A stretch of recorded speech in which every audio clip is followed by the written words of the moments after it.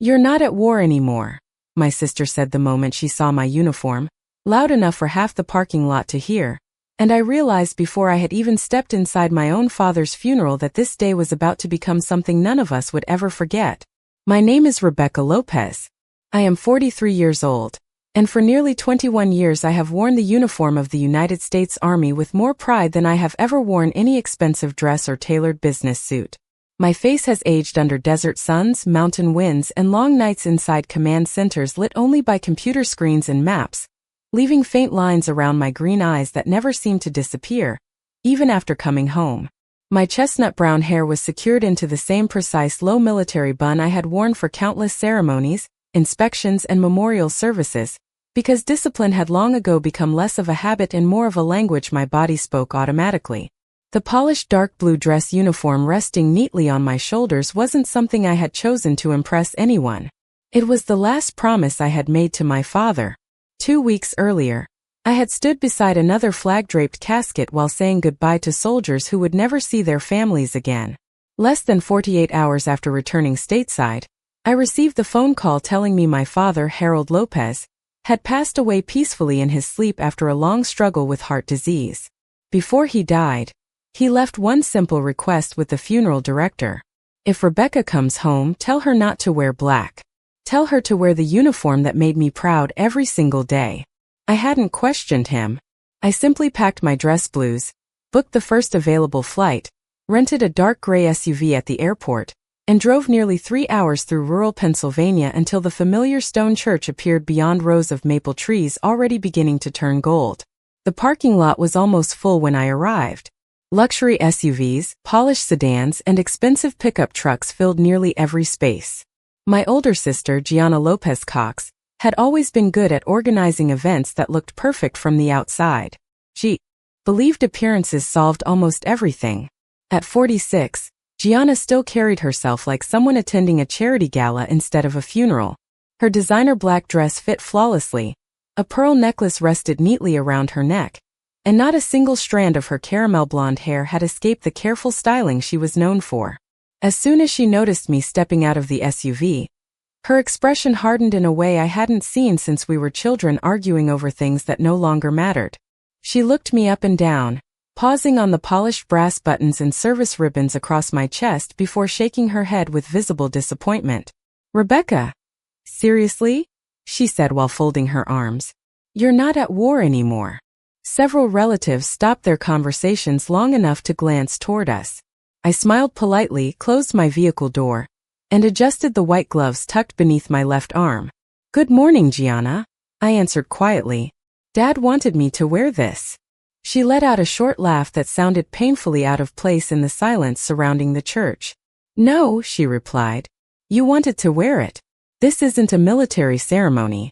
This is our father's funeral. You're making this all about yourself." I didn't respond. 21 years in uniform had taught me that not every accusation deserved an answer. Sometimes silence protected dignity better than any clever comeback ever could. She stepped closer, lowering her voice just enough that only the people nearest us could hear. "People are already staring," she whispered. "Go back to your car and change into the black suit Mom bought you last Christmas. Please don't embarrass us today." Embarrass us. The words lingered in my mind longer than I expected. My father had spent decades teaching high school history after serving his own enlistment during the final years of Vietnam. He taught both of us that honor wasn't measured by medals or applause. It was measured by whether you kept your word when nobody benefited except the person you loved. Keeping this promise felt far more important than avoiding uncomfortable conversations in a church parking lot. I looked toward the entrance where guests continued arriving, some carrying flowers, others embracing quietly before walking inside. The American flag near the church entrance drifted gently in the cool October breeze. I could almost hear Dad saying the same thing he used to tell me before every deployment. "Stand tall. Let your actions speak before your words ever have to." "I'm keeping my promise," I said calmly. "Nothing more." Gianna sighed dramatically and turned away as though my answer had personally offended her. Across the parking lot, I noticed her husband, Aaron Cox, stepping out of his sedan while adjusting the sleeve of his charcoal suit. Aaron had spent years working as a corporate attorney specializing in defense contracts, After serving in the Army Reserve's legal branch early in his career, he wasn't someone who usually missed details. As he approached the church entrance, his eyes briefly settled on my uniform. He slowed almost imperceptibly. His polite smile disappeared. Instead of greeting me, he looked carefully from the insignia on my shoulders to the ribbons above my pocket, then back to my face with an expression I couldn't immediately read. Before he said a single word, I saw something change behind his eyes, as though he had just recognized a detail everyone else had completely overlooked. I followed the slow procession toward the church entrance without looking back, keeping my pace steady despite the unmistakable feeling that every conversation around me had softened into curious whispers. Funerals have a way of amplifying even the smallest moments. A sideways glance, a sigh, an awkward silence could suddenly feel enormous. My polished shoes clicked softly against the old stone walkway while autumn leaves drifted across the churchyard, and for a brief moment I allowed myself to imagine that Dad would have laughed at the whole situation. He had never cared much about appearances. He cared about integrity. That was the lesson he repeated from the time Gianna and I were children until the last conversation we ever shared. Inside the sanctuary, sunlight poured through stained glass windows, scattering patches of blue and crimson across the polished wooden pews. A framed photograph of my father rested beside a simple arrangement of white lilies.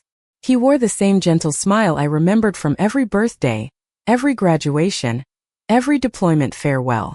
Looking at that photograph settled something inside me. I was exactly where I was supposed to be. I quietly took a seat near the front, but before I could even fold my hands in my lap, Gianna leaned down beside me with a smile that looked pleasant enough for anyone watching from a distance. Her words, however, carried a very different message. "You still have time," she whispered. "There is a restroom in the hallway. Go change before everyone important gets here." I turned toward her calmly. "I am already dressed for Dad." She forced another smile. "No, Rebecca. You are dressed for yourself." Before I could answer, our mother, Linda Lopez, slowly approached with measured steps. At 71, she looked smaller than I remembered, but grief had not softened the sharpness in her voice. She looked over my uniform with visible frustration before speaking quietly enough to avoid drawing attention. "Your sister is trying to help you. This is not appropriate." I blinked, surprised less by the criticism than by how familiar it sounded. Growing up, Gianna had always been praised for fitting in. I had always been reminded not to stand out. Apparently, even today, nothing had changed. "Dad asked for this," I said gently. Mother sighed. "Your father was emotional near the end. He probably did not think it through." Those words landed harder than anything Gianna had said outside.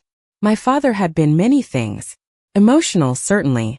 But careless with his words? Never.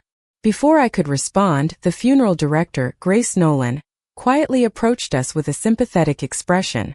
"Mrs. Lopez," she said politely, "I just wanted to let you know that your husband's written service instructions specifically mentioned Colonel Lopez arriving in uniform. He even underlined that request." Grace stopped herself almost immediately, her eyes widening slightly as though she realized she had shared more information than intended. An uncomfortable silence settled over the three of us. My mother stared at Grace.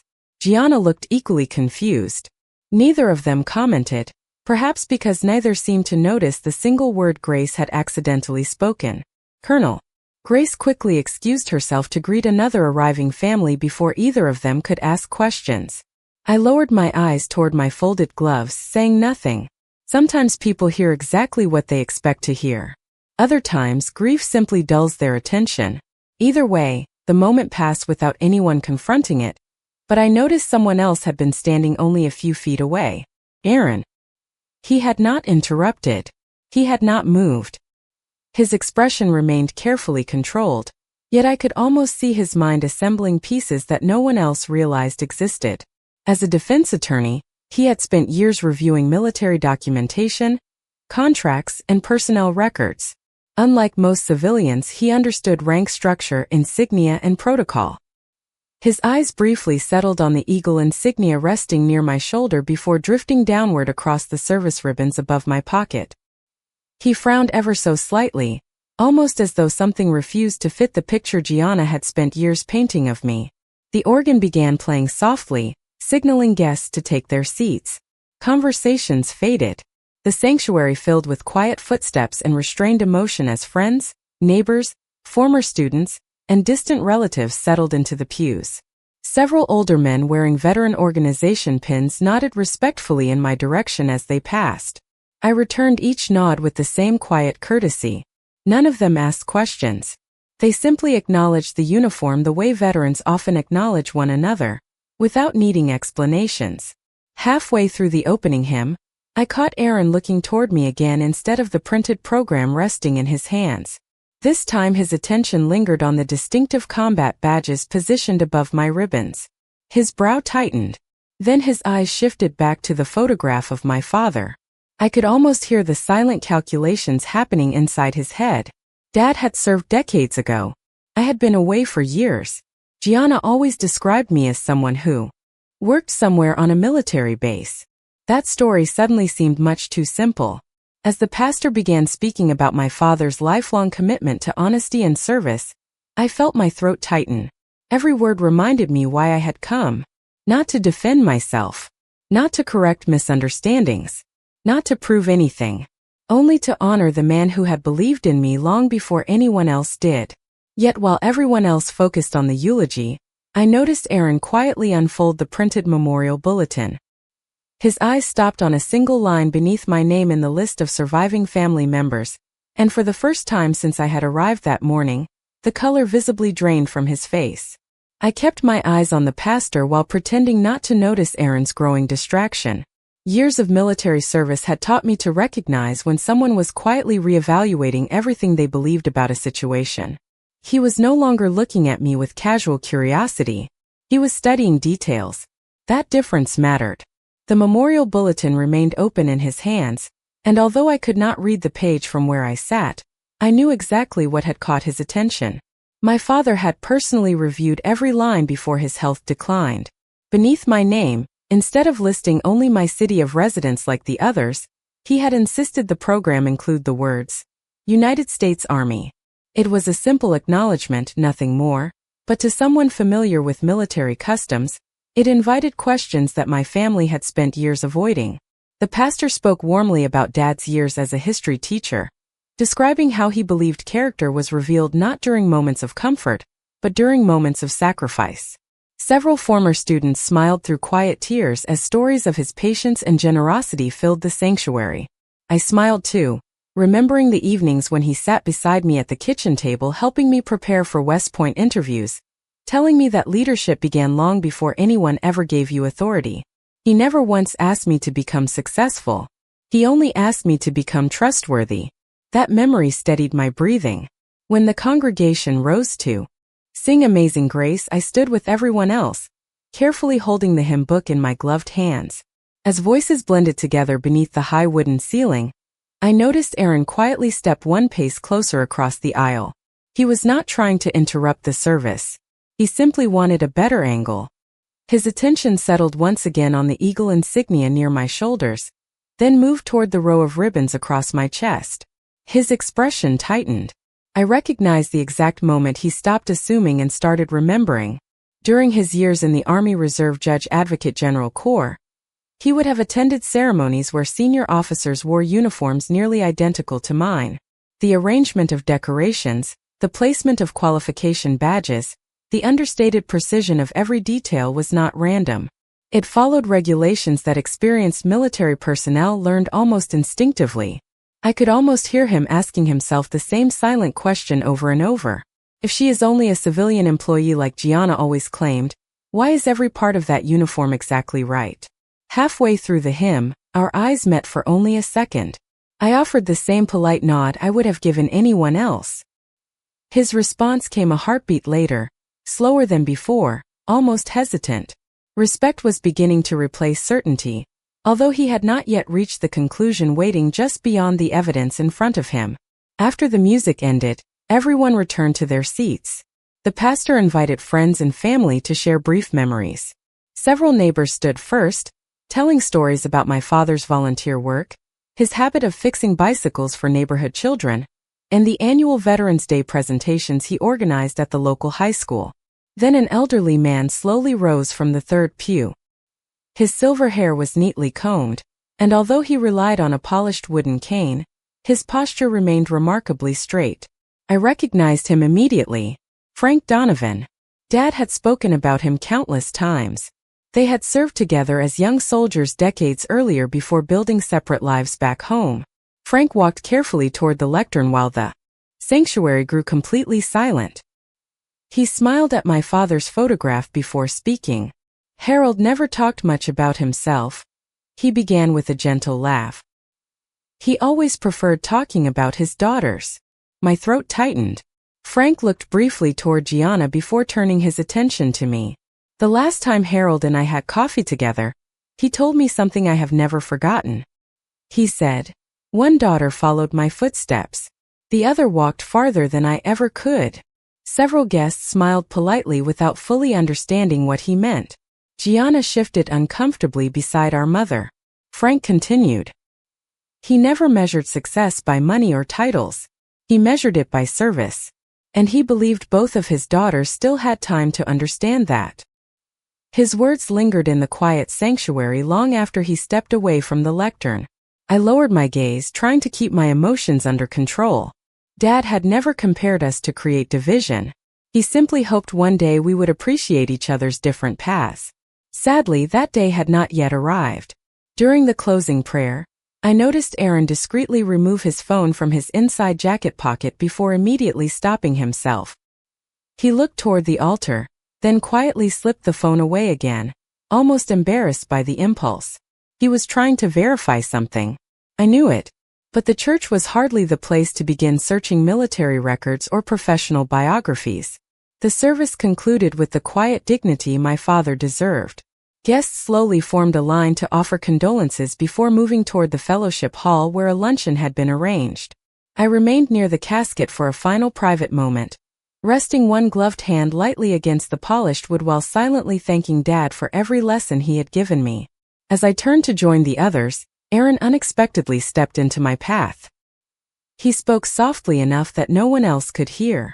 "Rebecca," he said carefully, "there is something about your uniform that does not make sense." Before I could answer, Gianna appeared beside him with an impatient smile, slipped her arm through his, and cheerfully announced that everyone was waiting at the reception hall, completely unaware that her husband had just begun asking the one question that could change everything. The fellowship hall carried the familiar warmth of every small-town church gathering I had ever attended as a child. Folding tables were covered with white cloths, coffee urns steamed quietly near the kitchen doors, and framed photographs of my father stretched across one wall, showing a lifetime measured not by achievements but by ordinary moments that somehow became extraordinary memories. There he was teaching me how to bait a fishing hook when I was 8 years old. There he was cheering beside Gianna during her high school graduation. There he was standing proudly between both of us before I left for military training, wearing the same weathered brown jacket he refused to replace for almost 20 years. Looking at those photographs reminded me that grief was never really about losing a single day. It was about realizing there would never be another ordinary one. Guests drifted through the room sharing stories, offering quiet condolences, and embracing relatives they had not seen in years. I accepted every handshake with sincere gratitude, careful not to let the earlier tension follow me inside. Dad deserved better than whispered arguments during the meal arranged in his memory. For a while, the afternoon settled into something almost peaceful. Then Gianna walked toward me carrying 2 cups of coffee. She handed one to me with a practiced smile that looked convincing from across the room. "Can we please keep things normal for the rest of today?" she asked. "People keep asking questions." I accepted the cup without drinking. "Questions about what?" She glanced briefly toward my uniform before lowering her voice. "About why you showed up looking like you were attending some military ceremony instead of Dad's funeral." I looked around the room. No one appeared uncomfortable except Gianna herself. Several veterans had already thanked me for honoring my father's request. Others simply treated me with the same kindness they extended to every grieving family member. The discomfort existed almost entirely inside my sisters. Expectations. "Dad asked for this," I answered once more. "That is all there is to explain." Gianna sighed. "You always make everything sound so simple." Before I could respond, Aaron entered the conversation carrying a paper plate he had barely touched. Unlike Gianna, he was not looking at my face. His attention settled briefly on the small details of my uniform again, almost unconsciously. Finally he spoke. "Rebecca, would you mind if I asked you something?" Gianna immediately interrupted with a light laugh. "Oh, Aaron has been overthinking military stuff ever since church. You know how lawyers are." He smiled politely but did not take his eyes off me. "Actually, I was just curious." "About what?" I asked. He hesitated for only a moment. "How long have you been serving?" It was a reasonable question. An ordinary question. "Just over 21 years, I replied. He nodded slowly. "Active duty?" "Yes." His expression remained composed, but I noticed him mentally adjusting assumptions again. Gianna quickly waved one hand dismissively. "She works on administrative operations now. Nothing dangerous." I said nothing. She had repeated some version of that sentence for years whenever people asked about my career. I had stopped correcting it long ago because explaining my assignments had never been appropriate outside official conversations. Aaron looked from Gianna back to me. "Administrative," he repeated carefully. I answered with the only truthful response I could comfortably give. "Leadership comes with a great deal of paperwork." That earned the faintest smile from him. Not because the answer explained anything, but because it carefully avoided explaining everything. The conversation paused as several guests approached to thank our family for the memorial service. During those few minutes, I noticed Aaron quietly watching interactions around the room. Older veterans greeted me naturally. One retired Army nurse addressed me simply as "ma'am," with effortless confidence before moving on to another conversation. A former National Guard officer shook my hand using the firm, respectful grip common among service members. None of them appeared surprised by my presence. None treated my uniform as unusual. Aaron noticed every one of those exchanges. Halfway through lunch, Frank Donovan slowly crossed the room carrying his cane. His eyes brightened when he reached me.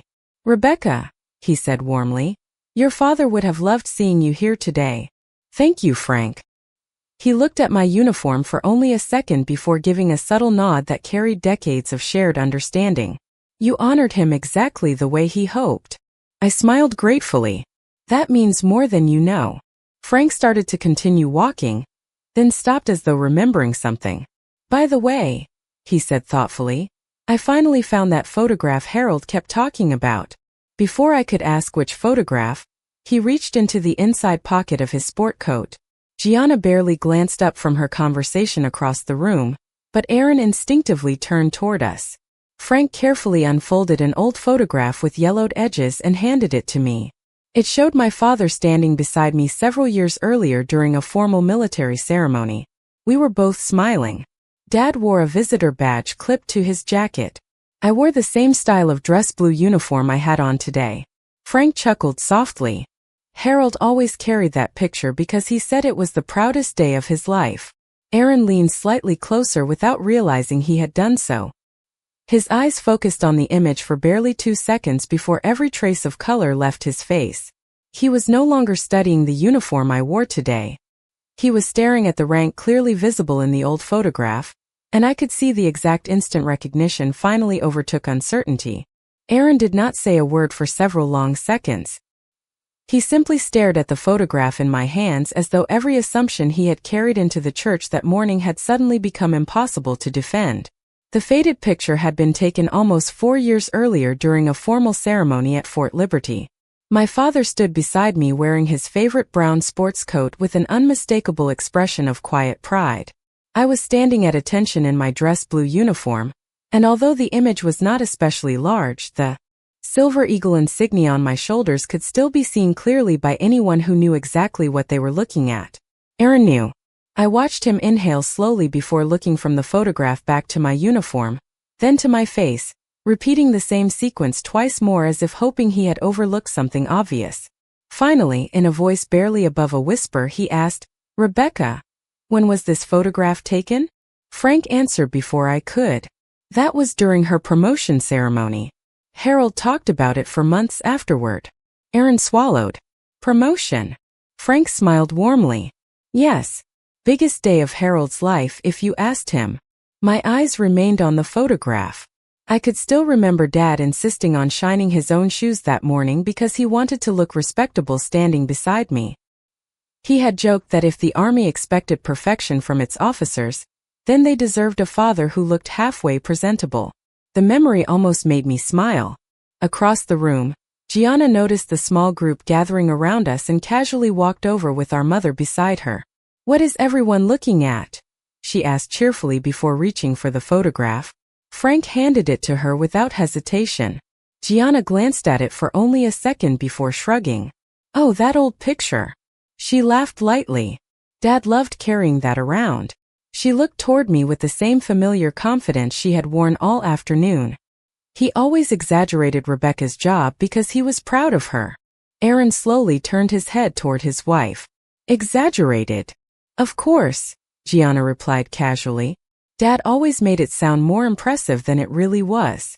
Aaron did not answer immediately. Instead, he reached out and gently took the photograph from Gianna's hand. This time he held it much closer to his face. His years working with defense contracts had required countless meetings on military installations, award ceremonies, retirement events, and command briefings.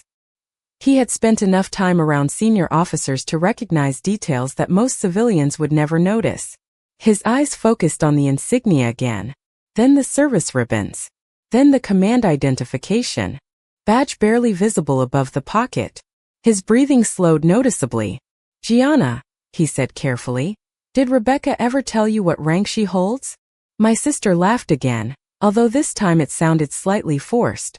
"She never talks about work. Honestly, I think she likes sounding mysterious." Aaron lowered the photograph.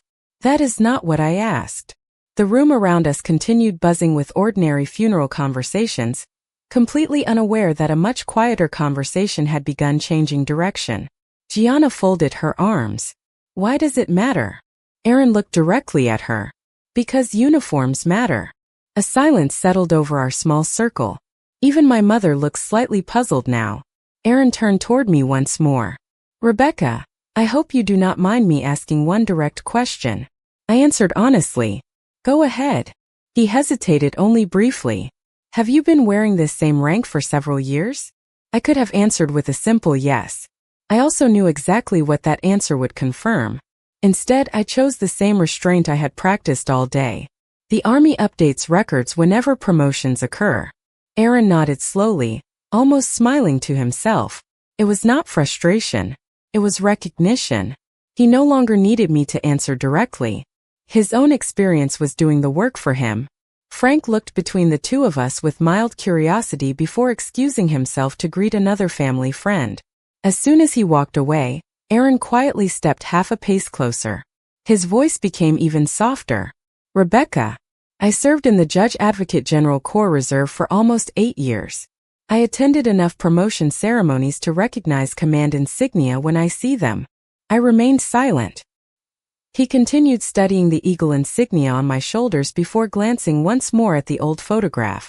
Then his eyes widened almost imperceptibly, as though one final piece had finally locked into place. "No," he murmured under his breath. "That cannot be right." Gianna frowned. "Aaron, what are you talking about?" He looked at her, then back at me, then once again toward the insignia resting on my shoulders. Every trace of casual confidence disappeared from his expression. Finally, in a voice loud enough for several nearby guests to hear but filled far more with disbelief than excitement, he breathed, "Rebecca, you are a colonel?" Conversations around the nearest tables stopped almost immediately. Coffee cups remained suspended halfway to people's lips. Several veterans instinctively turned toward us. My mother stared at Aaron as though she had misheard him. Gianna laughed reflexively, expecting someone to correct what sounded to her like an absurd misunderstanding. I simply stood there without speaking, and in the growing silence that followed, the absence of any denial suddenly became the loudest answer in the entire room. The silence that followed Aaron's question spread through the fellowship hall with surprising speed. It was not loud or dramatic. It was simply the kind of silence that happens when ordinary conversation suddenly collides with something no one expected to hear. I looked at Aaron for a brief moment before answering with the same calm voice I had used all day. Yes. Nothing more. Just one word. Across the room, someone quietly set down a coffee cup. My mother blinked twice, her expression frozen somewhere between confusion and disbelief. Gianna stared at me for several seconds before letting out a nervous laugh. Very funny, she said, looking from me to Aaron. You two almost had me there. Aaron did not laugh. In fact, he looked more uncomfortable than I had seen him all afternoon. He slowly turned toward his wife. Gianna, this is not a joke. She folded her arms. Aaron, you are seriously telling me my sister is a colonel? I am telling you that everything I have seen today points to exactly that. She shook her head immediately. No. She would have told us. I answered quietly. You never asked. That sentence landed harder than I intended. Gianna opened her mouth to respond but stopped. Looking back over the years, I realized it was true. She had often asked where I had been stationed or whether I would be home for Christmas. She had never once asked what responsibilities I carried, what rank I held, or what my work actually involved. Every conversation had ended before it reached those subjects, because she had already decided she knew the answers. Aaron carefully chose his next words. Rebecca, I apologize if this is too personal, but I need to be certain I understand. I nodded. Go ahead. You currently command personnel? Yes. A large organization? Yes. He inhaled slowly. Thousands. I held his gaze for a moment before answering honestly. Depending on the assignment. Gianna looked between us in growing disbelief. Why are you talking like this? Aaron, stop acting like she runs the Pentagon. A faint smile almost crossed my face, but this was neither the time nor the place for sarcasm. Aaron gently rubbed one hand across his forehead. Gianna, do you understand how uncommon that rank is? She looked frustrated. Not really. He spoke with the patience of someone explaining legal language to a client. Most people complete an entire military career without becoming a colonel. Reaching that level usually requires decades of service, exceptional evaluations, significant leadership responsibility, and confirmation through an extremely competitive promotion process. It is not something that happens by accident. Several nearby relatives had quietly stopped pretending not to listen. Nobody interrupted. Nobody whispered. They simply absorbed the conversation unfolding in front of them. My mother slowly lowered herself into a nearby chair. Rebecca, she said softly, why would you never tell us? I looked at her with genuine sadness rather than frustration. Because every time I came home, everyone wanted to talk about someone else's life. The room remained still. Dad asked questions, I continued. He wanted to know about the people I served with. He wanted to know if I was sleeping enough, whether I had good leaders around me, whether I was taking care of my soldiers. The rest of you usually assumed I had another office job somewhere on a military installation. After a while, correcting that assumption never seemed important. My mother lowered her eyes. Gianna looked away entirely. Aaron quietly nodded, as though several years of family conversations had suddenly become clear. Halfway across the room, two elderly veterans exchanged knowing glances. One of them smiled faintly before returning to his coffee. They had probably recognized the signs much earlier than everyone else. They simply respected the fact that I had chosen not to announce myself. Aaron finally asked the question that had clearly been forming since the service ended. Were you wearing this uniform today because your father specifically asked you to? Yes. Grace Nolan, the funeral director, happened to walk by carrying a guest book. She paused when she heard the question. He absolutely did, she said without hesitation. Mr. Lopez was very clear during our planning meetings. He told me that seeing his daughter arrive in uniform would be his greatest comfort, because it reminded him that a life of service continued through the next generation. Grace smiled warmly before continuing toward the reception table, unaware that her simple explanation carried far more weight than she realized. Gianna's shoulders slowly sank. For the first time all day, she no longer looked embarrassed by my uniform.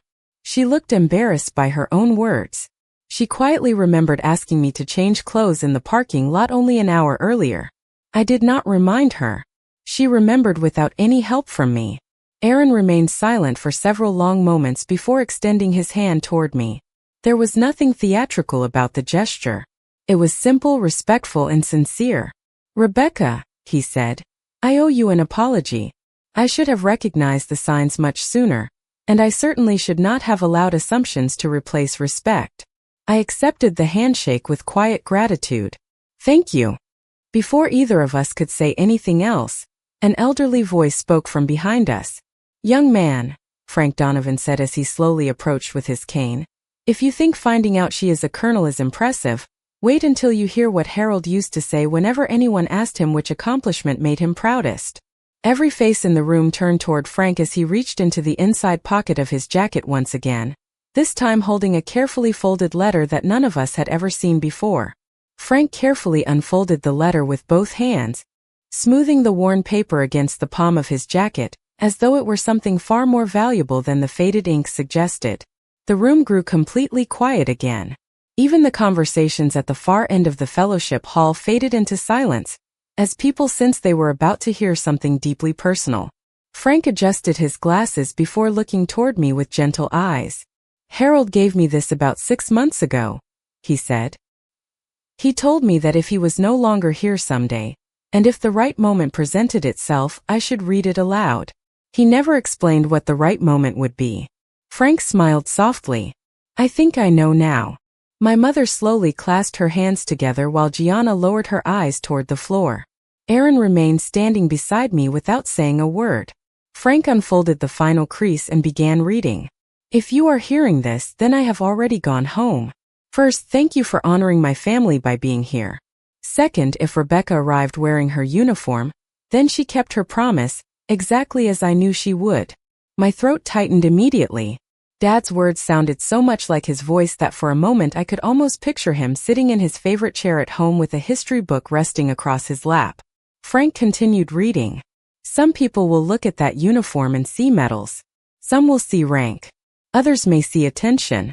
I never saw any of those things. I saw every birthday she missed because she was serving someone else's family. I saw every Thanksgiving she spent away from home because another soldier needed a leader. I saw every phone call that ended with her saying she was fine even when I knew she was carrying burdens she could never describe." Several people quietly wiped tears from their eyes. Even guests who had never met me seemed to understand exactly what my father had wanted them to hear. Frank paused briefly before continuing. "People often congratulated me for having a daughter in the army. I always corrected them. I was never proud because she wore a uniform. I was proud because she never allowed the uniform to become more important than kindness. Rank can be earned. Character has to be lived. Every single day." I closed my eyes for a moment, fighting back the emotion that had been building since I arrived that morning. Dad had never once measured my worth by promotions. Every phone conversation ended the same way. "Are you taking care of your people?" If the answer was yes, he considered my career successful. Across the room, my mother quietly covered her mouth. Gianna stared at the family photographs lining the wall as though seeing them for the first time. Frank reached the final paragraph. "Rebecca, if you are standing there feeling uncomfortable, because people finally know something you never wanted to announce, remember this. You never owed anyone your title. You only owed them your integrity. If your sister someday understands that service is quieter than success, forgive her. If your family realizes they spent too much time judging appearances, welcome them home. Grudges make poor family heirlooms. Leave those behind with me." Frank slowly lowered the letter. No one spoke. No one moved. The silence carried far more meaning than applause ever could. I felt someone gently touch my arm. It was Aaron. His voice remained low enough that only I could hear. "Your father understood leadership better than many executives I have represented." I smiled faintly. He would have appreciated hearing that. Before either of us could continue, Frank carefully folded the letter again and walked toward me. Instead of handing me the paper immediately, he stopped just a few feet away. His shoulders straightened almost instinctively, years of military discipline returning despite his age. Slowly, deliberately, he shifted his cane into his left hand. Then, with quiet dignity, retired Master Sergeant Frank Donovan raised his right hand in a perfectly executed military salute. The gesture lasted only a few seconds, but every veteran in the room understood exactly what it meant. It was not offered because of my rank. It was offered because of respect. I immediately returned the salute with the same precision I had practiced throughout my career. Neither of us spoke during those few seconds. We did not need to. The exchange communicated everything words never could. Around the room, several veterans instinctively stood to their feet. One by one, they placed their hands over their hearts or nodded respectfully in my direction. No one applauded. The moment remained quiet, exactly as my father would have wanted. I lowered my salute and accepted the folded letter from Frank with both hands. "Thank you," I whispered. He smiled. "No, Colonel. Thank you." Behind me, I heard a chair slide softly across the floor. Gianna had finally stood up. Her eyes were red, not from dramatic tears but from the slow realization that she had misunderstood her own sister for far too many years. She took one hesitant step toward me before stopping again, as though unsure whether she had earned the right to come any closer. Just as she gathered enough courage to speak, Grace Nolan entered the fellowship hall carrying a small sealed envelope. She looked around until she found me. "Colonel Lopez," she said gently, "your father left one more item with instructions that it was to be given to you only after today's service was completely over. He said you would know exactly what to do with it." Grace placed the sealed envelope into my hands with the same quiet care she had shown my family throughout the day. The cream-colored paper had my name written across the front in my father's unmistakable handwriting. Seeing those familiar letters nearly stopped my breathing. It was strange how something as ordinary as handwriting could suddenly feel priceless. Grace smiled gently before stepping away to give us privacy. I held the envelope for several seconds without opening it. Somehow I already knew there would never be another letter from him after this one. Around me, the fellowship hall remained unusually quiet. The conversations had not disappeared completely, but they had softened into respectful murmurs. Nobody seemed interested in interrupting what they instinctively recognized as a private family moment. Gianna stood only a few feet away with her hands folded together, her confident posture from earlier completely gone. Aaron quietly stepped back beside one of the tables, intentionally giving us space. Even my mother remained silent. Finally I broke the seal and unfolded the single sheet inside. My father's handwriting filled only half the page. Typical Harold Lopez. He had always believed that the most important things rarely required many words. I read silently at first, but after reaching the second sentence, my eyes blurred enough that Frank gently asked, "Would you like me to read it?" I shook my head. No. I think he wanted me to. Taking a slow breath, I began reading aloud. "Rebecca, if you are opening this letter, then you honored my final request exactly the way I knew you would. Thank you for wearing your uniform today. Not because of the rank it represents, but because every thread reminds me that promises still matter." I paused for a moment before continuing. "If your family finally learns something about you today that surprises them, remember they are not your enemies. They simply spent too many years looking without really seeing. Life does that sometimes." Gianna quietly lowered her head. I continued reading. "I hope you will forgive quickly. Pride has a way of stealing years that love can never replace. Your sister is stubborn because she is my daughter. So are you. One of you has to be wise enough to end the distance between you." The room remained completely silent. Every sentence seemed to land exactly where it needed to. Then I reached the final paragraph. "There is one last request. After everyone has gone home, do not leave without hugging your sister. Do not let my funeral become another memory divided by silence. If I taught either of you anything worthwhile, let it begin there." I slowly lowered the letter. No one spoke for several seconds. Then, almost hesitantly, Gianna stepped toward me. The woman who had criticized my uniform in the parking lot only a few hours earlier now looked like someone carrying the weight of years rather than a single afternoon. She stopped just in front of me, her eyes filled with regret instead of pride. "Rebecca," she said quietly, "I do not know how to apologize for all of this." I smiled gently. "You just did." She shook her head. "No. That is not enough." She glanced toward the floor before looking back at me. "I spent years telling people that you worked somewhere behind a desk because I never bothered to ask what you actually did. Then today, instead of asking why you wore your uniform, I assumed the worst. I could hear genuine shame in her voice. There was no defensiveness left. No excuses. Only honesty. I remembered Dad's words from the letter. One of you has to be wise enough to end the distance. Holding on to resentment suddenly felt like betraying the very lesson he wanted us to remember. Without saying anything else, I stepped forward and wrapped my arms around my sister.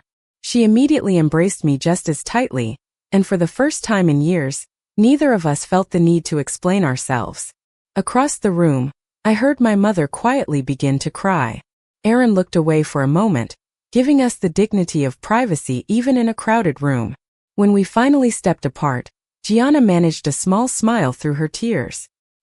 He really knew us better than we knew ourselves. He usually did, I answered. Aaron approached carefully. Rebecca, I owe you one more apology. I looked at him. You have already apologized. Not for this. He smiled faintly. When I first saw your uniform today, I assumed something was unusual. I spent the next 2 hours trying to solve a mystery that never should have existed. The truth was standing in front of me the entire time. I laughed softly for the first time that day. Sometimes the obvious takes the longest to recognize. He nodded. Especially when assumptions get there first.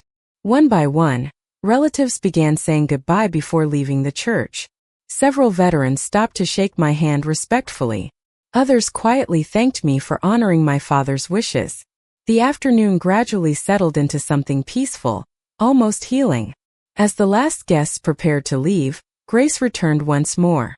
Colonel Lopez, she said gently, there is one final item. She handed me a small brass key attached to a weathered leather tag. Written on the tag in my father's handwriting were only 6 simple words. Open the old workshop before leaving home. I stared at the key in silence, realizing there was still one final piece of my father's farewell waiting for me before this extraordinary day could truly come to an end. I slipped the small brass key into my pocket before saying goodbye to the last few guests gathered in the fellowship hall. The church gradually returned to its ordinary stillness as folding chairs were stacked, coffee cups were cleared away, and the final bouquets were carefully collected by volunteers. Grace Nolan embraced my mother before quietly locking the front entrance behind the remaining staff. Frank Donovan shook my hand one last time and smiled with the calm satisfaction of a man who had fulfilled an old promise to his closest friend. Harold would be proud of today, he said. Not because people learned your rank. Because they finally learned your heart. I thanked him sincerely before watching him walk slowly toward his truck. Aaron approached next. He extended his hand, but after a brief hesitation, we simply embraced instead. I hope we can start over, he said. Not because of what I learned today, but because I realized how much I never bothered to learn before today. I would like that, I answered honestly. Gianna stood beside him, her expression still carrying traces of regret, but there was also something new I had not seen in years. Humility had quietly replaced pride. Can I come with you to the house? She asked. I looked toward my mother. She nodded gently. Your father wanted both of you there. We drove together through the familiar streets of our hometown, just as the late afternoon sun settled lower across the trees. Every corner carried memories. The baseball field where Dad coached Little League. The diner where he insisted every waitress deserved to know her customers by name. The hardware store where he somehow managed to spend an hour buying a single box of nails because he enjoyed talking to people more than shopping. Eventually we turned into the driveway of the house where Gianna and I had grown up. Nothing had changed. The white porch swing still hung beside the front door. The old oak tree still stretched across the front yard. Even Dad's weathered workshop stood quietly behind the garage exactly where it had been for as long as I could remember. We entered the house. Together. The silence inside felt different now. It no longer felt empty. It felt peaceful. My mother disappeared into the kitchen to make coffee, almost by instinct. Aaron quietly looked through old family photographs displayed across the living room. Gianna and I walked toward the back door leading into the yard. The workshop sat only about 30 feet away. I reached into my pocket and removed the brass key. Gianna smiled sadly. He always locked that place whenever he was working on Christmas presents. I laughed softly. He thought nobody ever noticed. We always noticed. We walked across the grass together. The small wooden building smelled exactly as I remembered even before opening the door. Sawdust, machine oil, cedar, memories. I inserted the brass key into the old lock. It turned smoothly. Dad must have oiled it recently before he became sick. The door opened with a gentle creak. Nothing inside appeared remarkable at first. His workbench remained neatly organized. Every tool hung precisely where it belonged. Half-finished birdhouses rested on one shelf beside several fishing lures he had been carving by hand. Then I noticed a simple wooden box sitting in the middle of the workbench with another envelope resting on top. My name appeared once again in my father's handwriting. I opened the envelope carefully. Inside was one final note. Rebecca, if you found this, then you followed instructions all the way to the end. Good. Leadership always begins by finishing what you start. I smiled immediately. That sounded exactly like him. I continued reading. Open the box with your sister beside you. Gianna stepped closer without saying a word. Together we lifted the wooden lid. Inside rested two identical handmade keepsake boxes crafted from polished walnut. Each had our names carved into the lid. Beneath them lay one final folded sheet of paper. I opened it slowly. I built these because families do not stay together through speeches. They stay together through memories. Fill these boxes with photographs, letters, ticket stubs, recipes, fishing lures, Christmas ornaments, or anything else that reminds you of the life you shared together. Visit each other. Often enough that the boxes eventually become too small. That is a problem every father hopes his daughters will have. Gianna quietly laughed through her tears. He was impossible. The best kind of impossible, I answered. We each opened our own keepsake box. Inside mine rested a small object wrapped in cloth. I unfolded it carefully and found my very first army name tape from basic training. The stitching had faded, and the fabric showed years of wear. Underneath it lay a handwritten note. I kept this because it reminds me that every great journey begins before anyone notices. Never confuse recognition with purpose. I could no longer hold back my tears. Gianna reached into her own keepsake box and discovered the blue ribbon she had won during her high school science fair. She looked at it in complete surprise. I thought this disappeared years ago. My mother quietly entered the workshop carrying 4 mugs of coffee. She stopped when she saw the open boxes and immediately understood what Harold had done. He spent months making those, she whispered. Aaron gently looked around the workshop before speaking. Everything in here tells the same story. I looked toward him. What story? He smiled. A man who never measured success by titles. He measured it by people. We spent the next hour sharing memories that should have been shared years earlier. Gianna admitted she had often mistaken my silence for distance when it had really been humility. I admitted that I should have visited home more often instead of assuming everyone was too busy. My mother confessed that she had depended on Harold to keep the family connected without realizing that responsibility belonged to all of us.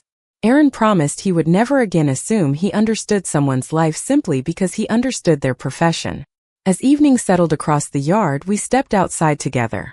The workshop lights remained glowing softly behind us.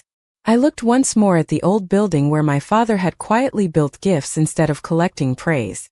In many ways, that little workshop reminded me of him. Nothing flashy, nothing loud, just steady hands creating something lasting for people he loved. Before leaving, I removed my service cap and looked toward the American flag still hanging beside the porch. I thought about everything that had happened that day. My rank had never changed. My uniform had never changed. The only thing that truly changed was what people finally chose to see. Dad understood that from the very beginning. He never asked me to prove who I was. He simply asked me to remain the person I had always tried to become. As we walked back toward the house together, Gianna gently slipped her arm through mine just as she had when we were children. There was no awkwardness anymore. No competition. No misunderstanding. Only 2 sisters walking home after finally finding each other again. I realized then that my father's greatest gift had not been the letters, the photographs, the keepsake boxes, or even the workshop key. His greatest gift was reminding all of us that respect earned through quiet character will always outlast recognition earned through loud appearances, and that the strongest families are not the ones who never misunderstand each other, but the ones who choose forgiveness before it is too late.